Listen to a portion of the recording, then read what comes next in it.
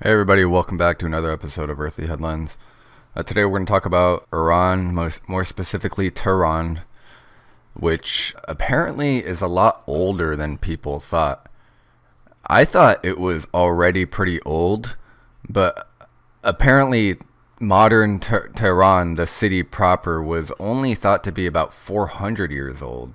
I thought that was weird because Iran or Persia, if you want to go back further in time, has been around for a long time, and it was just an interesting headline that caught my eye, so I wanted to see what was going on. So you can see here of the archaeological site, and there's some evidence that pushes it back, but I'm gonna focus on this woman that they found about 3 or 4 years ago. They found this lady who dates back to about 4,000 BC or something, 6,600, no, 7,000 years ago she was born, so that's like 5,000 BC, the fifth millennium BC, yeah. So this is a reconstruction which they say is 95% accurate.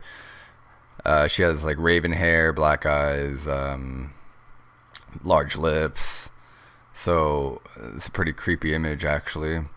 And this particular article, this Daily Mail article, came out in 2015, and the woman was discovered in 2014. But this article here just came out a few days ago.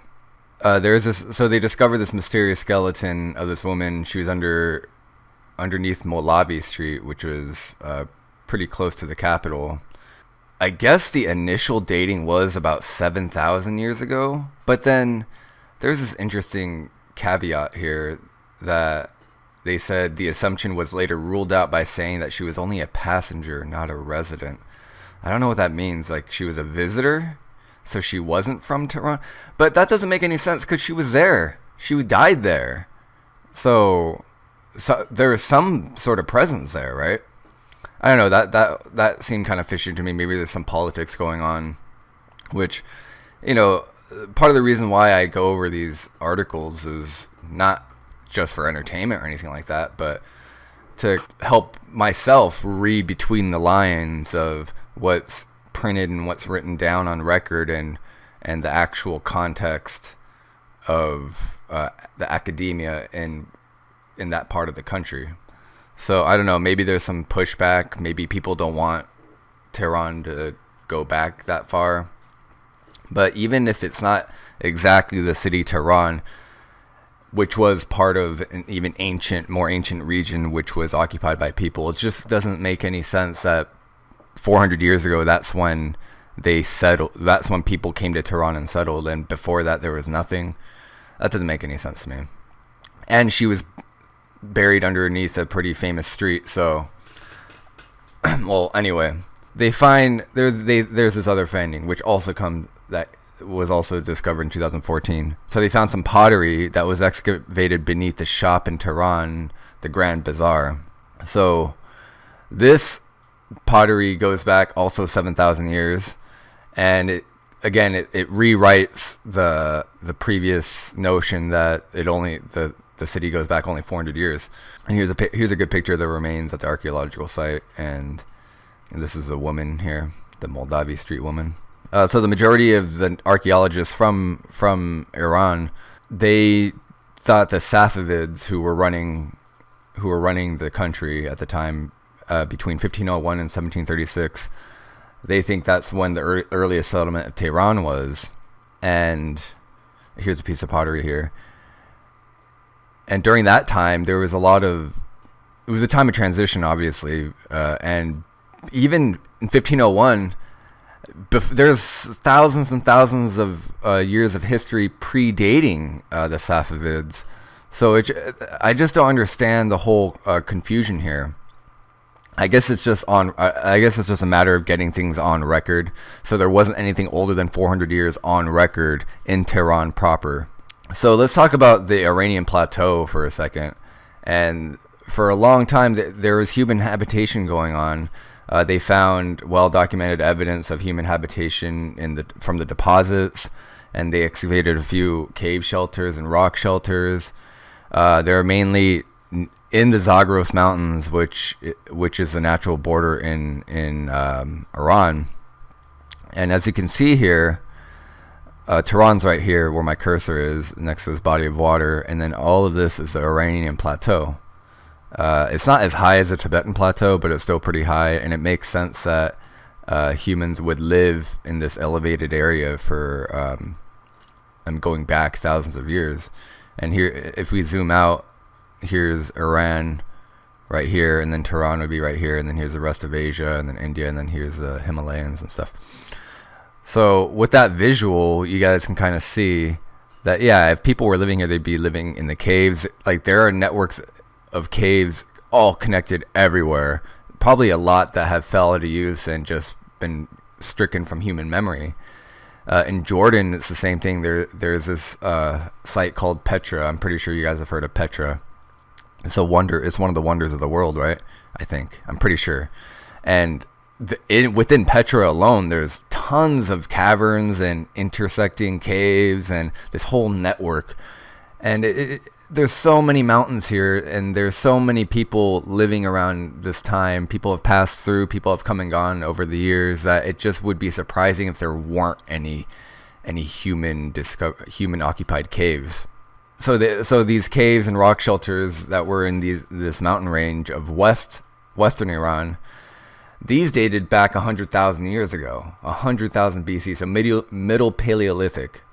So this alone merits more excavations at the time. I'm not familiar with the law in Iran in terms of how far they let archaeologists go and excavate and study human remains. So, for example, like in China, they have all kinds of regulations, and they're sitting on all kinds of archaeological sites that they just don't. They allow minimal study and visiting, especially from foreign scientists. So I don't know if Iran's the same way. It seems like they haven't done a lot because, again, we're talking about a country with human history that goes way back. And apparently Tehran was part of this place called Medea,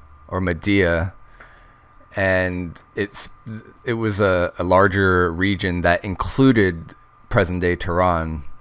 And then the city of Ray was mentioned in all kinds of texts as well.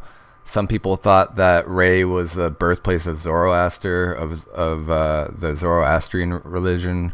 Although there are other accounts that say he was born in Khorasan. But either way, this region has been talked about for a long time. So I don't know why it's so groundbreaking that Tehran goes back 400 instead of 400 years, 7,000 years, so a 6,600 year difference. That's a big gap. And I think there are probably people living there even before then, because if that woman was wandering and then she happened to die where there wasn't a city at the time, then who was she with? What was going on in the historical context at the time? Were there big cities around at the time, 5,000 BC, where she was? I mean, I'd have to imagine she was, right? Because it's pretty close to not only the mountains, but also this water. And people like to live on the coastline, so I'm pretty sure that this place is rich enough in resources to have supported some type of population back then. Again, we're talking about a plateau here with water and cave shelters, natural shelter here. So it doesn't really surprise me at all. The most surprising thing is that they didn't know this sooner. Perhaps, and then the pottery thing, when the archaeologists recanted on the woman's body, and then they found the pottery. Well, the pottery dates back to that time as well. So I don't understand why they would recant on the woman. But anyway, let me know what you guys think. I responded to a few comments today regarding the last video about why humans lost their hair. I enjoyed all the comments. I responded to them. One comment talked about the aquatic ape theory and that I should go back and look closer into it. I have looked into it, and it's very, very compelling. I think the only issue with it though was there's a lack of hard evidence, and I'm not an academic, classical academic. I mean, I have an educational background in academia, but again, I have to look at everything from what's on the table, and sometimes that precludes great sounding theories, but there needs to be more hard evidence. Now, there are a lot of anomalies that are presented in that haven't been fully explained, like our layer of fat, why babies have the tendency to hold their breath underwater, like that's an instinctual reaction, and then they're buoyant, whereas a baby chimp, if you throw a baby chimp and a baby human in water, the baby human will more likely survive longer than the baby chimp. The chimp will just sink like a stone, and that's the partial reason for that is because the baby has a lot of fat that's buoyant, and the chimp is just wiry and made of just bone and sinewy muscle, and it just sinks like a stone. So there's a lot of anomalies for sure that need to be looked into, no doubt about that, and it is a fascinating theory. But if I'm going to present it along with other evidence, I mean other theories that have more hard evidence backing it, then I've got to present it with a caveat. So if I came across as too critical of that theory, I apologize for that, but for the most part I stand by what I said, and I stand by what was in the article. But that's not to say that aquatic ape theory is BS. I mean, there's a lot to it. I think humans, if you look at all human civilization, most people like to settle on the coast. There's a lot of evidence for that, and that's a hard fact. And I think we should just start from there. And then there's other biological entities like dolphins and whales that are mammals that probably over time they went from land to sea. So perhaps humans are related to them in the sense that we do prefer to live in places where there's ample water. So, but again, there are other reasons there are other theories that I wanted to go over in that video that helped explain why we were hairless. So, but anyway, it was a great comment. I haven't pulled it up here, but you guys can just see it on the video. It's a really long comment. And the commenter, I forget your name, I'm sorry, but thank you for the well thought out comment. That was really thought provoking, and I hope other people benefit from reading it. There are other funny comments too, like someone mentioned why we have butt hair. I'm not sure about that either. That's a great question actually, but maybe it's a hygienic thing. David commented, he's a frequent commenter. He said that men and women have pubic hair. Their pubic hair is curly in a way where you have missionary intercourse, that they somehow bind together and increase sexual pleasure, or something along those lines. I thought that was a funny visual, and I don't know, maybe it is true. I haven't looked into it, but perhaps someone else will and put that in the comments. So anyway, let me know what you guys think about the history of Tehran and the region of around here, the Iranian plateau.